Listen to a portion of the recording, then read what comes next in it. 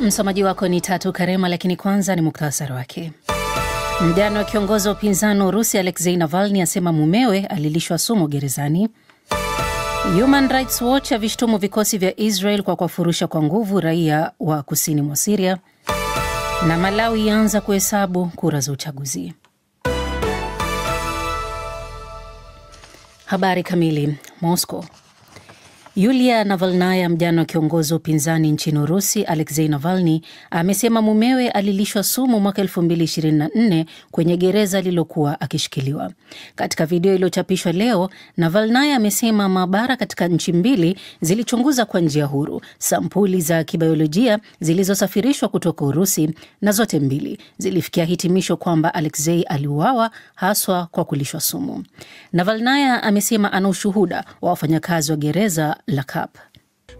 Hatujawahi kuwaonyesha hapo awali. Wote wanasimulia kilichomtokea Alexei Navalny baada ya uhamisho wake kwenye gereza hili, na haswa mnamo Februari 16 mwaka 2024. Hakufichua matokeo halisi ya uchunguzi huo, kwa mfano sumu iliyotumika kumuua mumewe katika gereza hilo. Badala yake alitaka kuchapishwa kwa ripoti hizo za maabara. Navalnaya pia amewashtumu wanasiasa wa magharibi na kusema wamemwambia uchapishaji wa matokeo ya maabara ulikuwa ukihairishwa kwa sababu za kisiasa. Beirut. Shirika la kutetea haki za binadamu la Human Rights Watch leo limevishtumu vikosi vya Israel kwa kuwatimua kwa nguvu wakazi wa kusini mwa Syria, eneo ambalo Israel imetaka wapiganaji kuweka chini silaha katika makubaliano mapya ya usalama ambayo Syria inatafuta na jirani yake. Katika taarifa, Human Rights Watch imesema vikosi vya Israel vinavyokalia maeneo ya kusini mwa Syria tangu Disemba mwaka 2024 vimetekeleza dhulma mbalimbali dhidi ya wakazi, ikiwa ni pamoja na kuwalazimisha kuyahama makazi yao, jambo ambalo ni uhalifu wa kivita. Taarifa hiyo imenukuu jeshi la Israel likisema linaendesha shughuli zake kusini mwa Syria kuwalinda raia wa taifa la Israel na kwamba shughuli zake zinafuata sheria za kimataifa.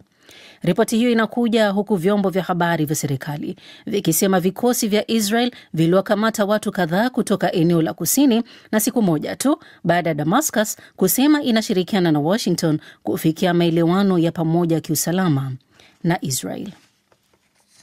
London. Rais wa Marekani Donald Trump leo amepata mapokezi ya kifalme kama mgeni wa mfalme Charles watatu katika kasri la Windsor nchini Uingereza. Rais huyo wa Marekani ameanza ziara yake ya kiserikali nchini humo ambako amepokelewa kwa shamra za maonyesho. Trump alikaribishwa kwa gwaride maalum na wanajeshi waliovalia magwanda ya rangi nyekundu na dhahabu. Trump kesho atakuwa na mazungumzo na waziri mkuu Keir Starmer ambaye anatarajiwa kuzungumzia kuhusu makubaliano ya teknolojia kati ya Uingereza na Marekani. Unaendelea kusikiliza taarifa hii ya habari za ulimwengu kutoka DW mjini Bonn. Lilongwe. Zoezi la kuhesabu kura limeanza leo nchini Malawi baada ya uchaguzi mkuu wa jana uliotawaliwa na hali ngumu ya kiuchumi katika nchi hiyo maskini ambayo inaweza kumgharimu Rais Lazarus Chakwera anayemaliza muda madarakani nafasi ya kushinda muhula wa pili. Waangalizi wanasema kwamba matokeo ya awali ya kura hiyo yanaonyesha uwezekano mkubwa wa ushindi kwa mtangulizi wake ambaye pia ni mpinzani wake mkuu Peter Mutharika, ingawa chama cha Chakwera kimeelezea matumaini ushindi. Mchambuzi wa kisiasa nchini humo George Chaima ameliambia shirika la habari la AFP kwamba matokeo hayo ya awali yanaonyesha watu katika taifa hilo wanamuunga mkono Mutharika, wakishawishika kuwa Malawi ilikuwa bora zaidi wakati wa muhula wake wa uongozi kutoka mwaka 2014 hadi 2020. Matokeo ya muda ya kura hiyo ambayo pia ni ya bunge na mabaraza ya mitaa yanatarajiwa kuanzia kesho Alhamisi, huku tume ya uchaguzi ikihitajika kutoa matokeo yaliyothibitishwa ndani ya siku 8. Hatimaye Geneva. Wahamiaji wapatao 50 kutoka Sudan wamekufa baada ya boti yao kushika moto katika pwani ya Libya siku ya Jumapili. Haya yamesemwa leo na shirika la Umoja wa Mataifa la wahamiaji IOM. Manusura 24 waliookolewa wamewaambia maafisa wa shirika hilo kuwa takriban watu 75 walikuwa ndani ya boti hiyo, wote kutoka Sudan. Baada ya kushauriana na mamlaka nchini Libya, msemaji wa IOM amesema chanzo cha moto huo bado hakijabainika, pamoja na mahali boti hiyo ilipotokea ama kukusudiwa kuelekea. Katika taarifa, IOM imesema hatua za haraka zinahitajika kumaliza majanga hayo baharini. Na huo ndio mwisho wa taarifa hii ya habari za ulimwengu kutoka DW mjini Bonn. DW Dunia Yetu leo jioni.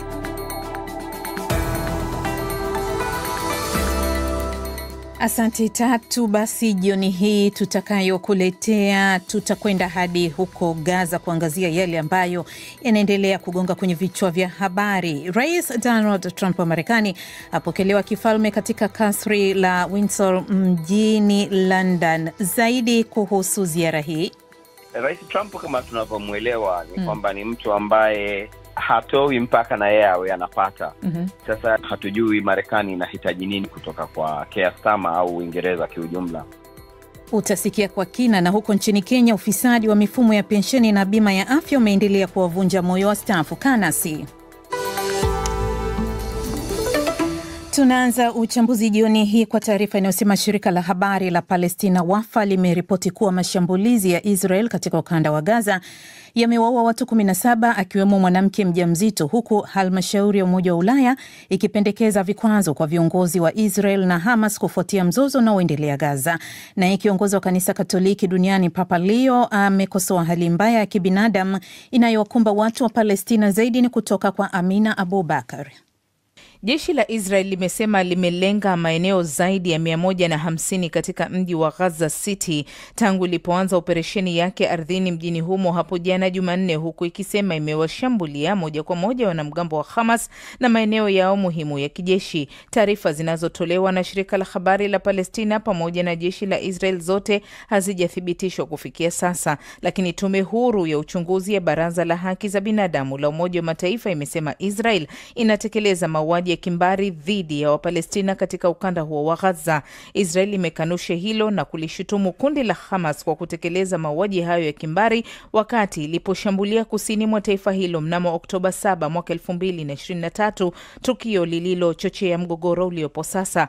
Haya yanatokea wakati wito wa kusitisha mapigano bado unaendelea kutolewa. Kiongozi wa kanisa Katoliki duniani Papa Leo wa 14 amekosoa hali mbaya inayowakabili wa Palestina Gaza, akionyesha mshikamano wake na watu hao, huku akirejelea wito wake wa usitishwaji wa vita kati ya Israel na Hamas.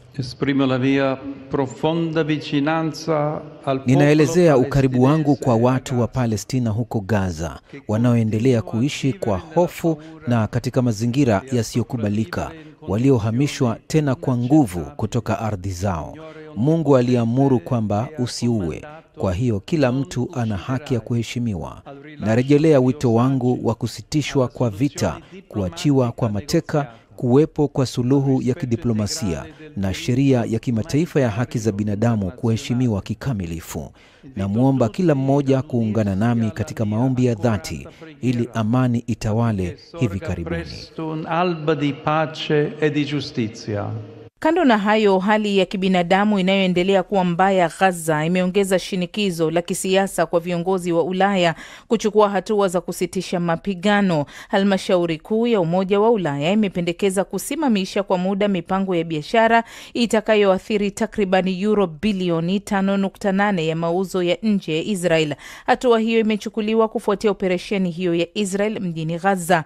Hata hivyo, mpango huo kwa sasa hauna uungwaji mkono wa kutosha wa nchi wanachama wa umoja huo. Mkuu wa sera za kigeni wa Umoja wa Ulaya Kaja Kallas pia alipendekeza awamu nyingine ya vikwazo dhidi ya mawaziri wawili wa Israel, walowezi wanaozua vurugu na viongozi 10 wa kundi la Hamas. Waziri wa usalama wa taifa wa Israel Itamar Ben-Gvir na waziri wa fedha Bezalel Smotrich ndio walioangukiwa na vikwazo hivyo. Israel kupitia waziri wake wa mambo ya nje Gideon Saar tayari imeshatoa onyo kwa Ulaya dhidi ya kuichukulia nchi hiyo hatua, akisema hilo litaathiri matakwa ya Ulaya. Amesema hatua yoyote dhidi ya Israel itakuwa na majibu makali. Na huko nchini Uingereza, sherehe na shamra za mapokezi ya kifalme kwa Rais Donald Trump wa Marekani zimefanyika katika kasri la Windsor nchini humo hivi leo, zikipambwa na gwaride maalumu, magari ya farasi na zumari, wakati Mfalme Charles watatu akimpa heshima ya mwaliko wa mara ya pili rasmi kiongozi huyo wa Marekani. Mohamed Helef amefuatilia ziara hiyo.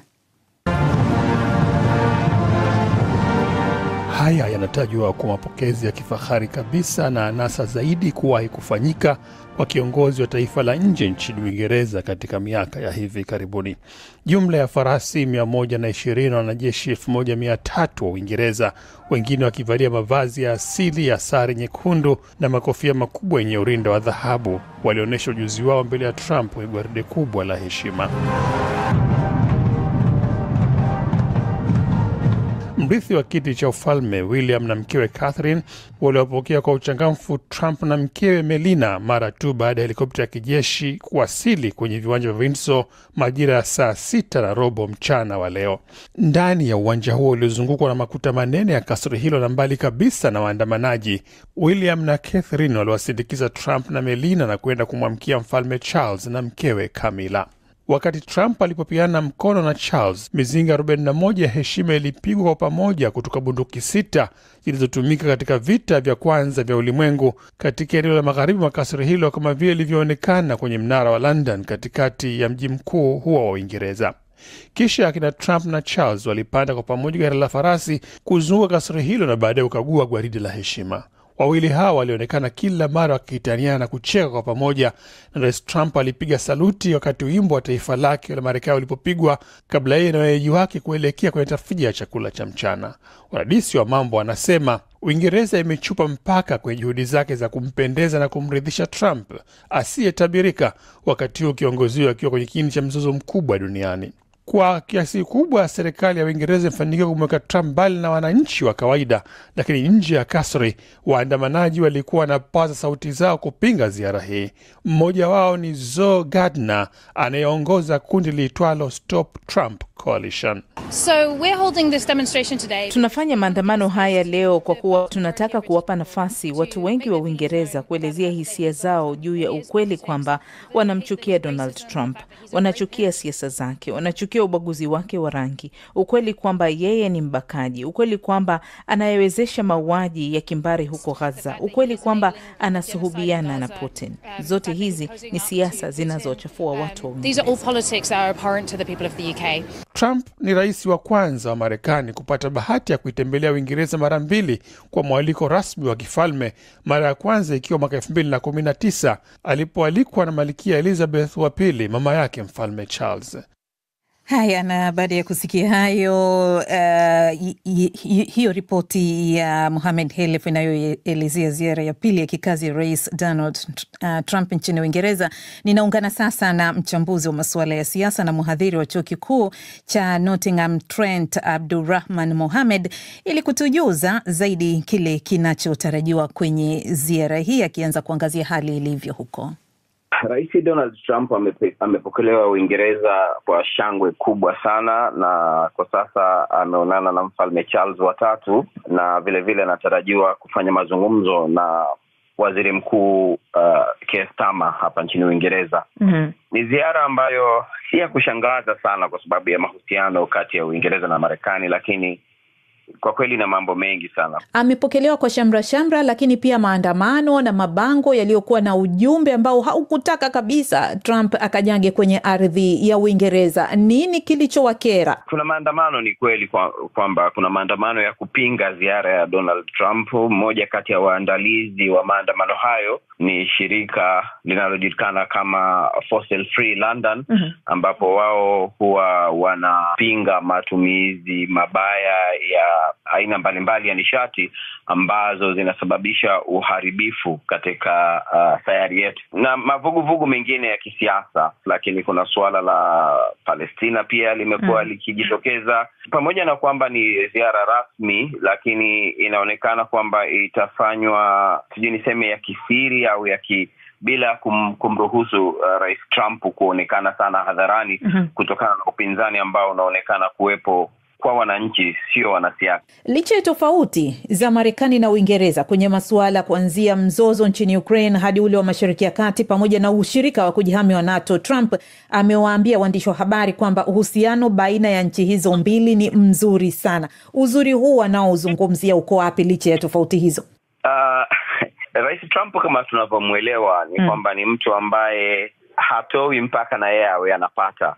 Sasa hivi sasa moja kati ya jambo ambalo limetangazwa kufuatia ziara hiyo, kampuni ya Microsoft itawekeza dola bilioni 30 katika masuala ya artificial intelligence. Uwekezaji ambao umeelezwa kwamba ndani ya kipindi cha miaka 5 mpaka 10 hivi italeta ukuaji wa uchumi nchini Uingereza kufikia hadi 10%. Ni kiwango cha kushangaza sana, hasa ukizingatia kwamba kwa sasa hivi uchumi wa Uingereza unakuwa kwa chini ya nusu 1%. Kwa hiyo miaka 5 mpaka 10 kupata ukuaji wa uchumi kiasi hicho ni uwekezaji mkubwa, na inaonekana ni hatujui Marekani inahitaji nini kutoka kwa Keir Starmer au Uingereza kiujumla. Kuangazia haya kwanza ambayo nimeyataja, kwa mfano ushirikiano huu wa kujihami wa NATO, lakini pia tofauti kuelekea vita vya Ukraine na vile Mashariki ya Kati. Je, pengine anapoalikwa mara ya pili katika ziara hii tena akiwa kiongozi wa kwanza ulimwenguni kupata fursa kama hii, labda huenda akabadilisha mwelekeo?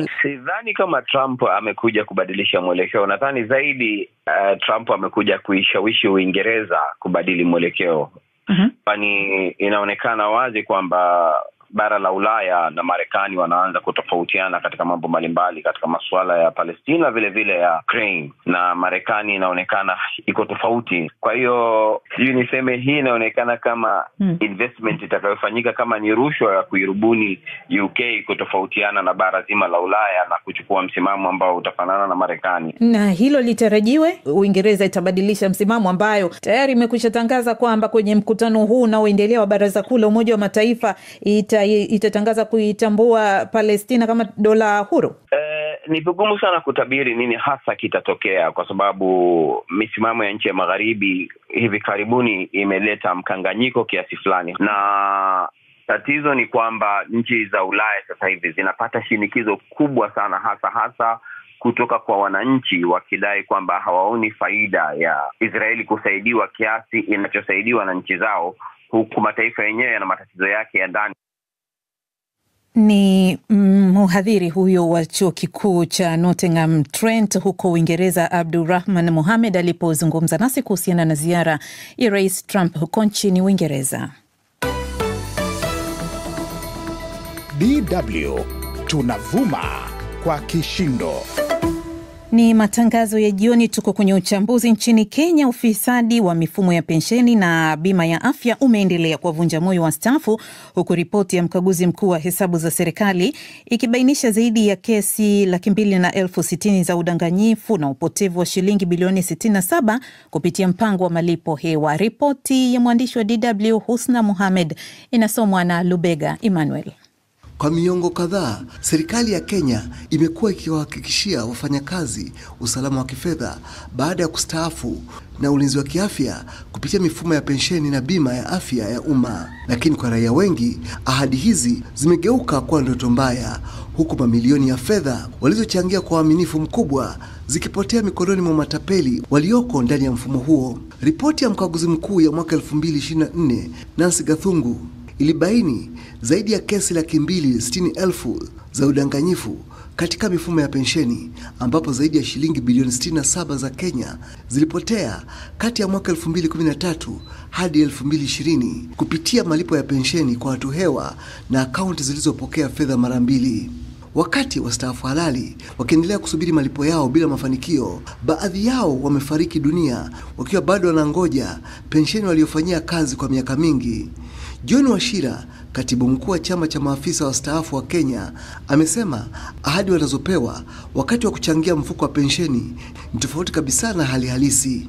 When we joined, we were promised that when we retire, we shall get our pension. Unapojiunga na mpango wa pensheni, unaahidiwa kuwa ukistaafu utalipwa pensheni yako na utakuwa unaipata mara kwa mara, na ikitokea mshahara imeongezwa, pensheni yako pia itaongezwa.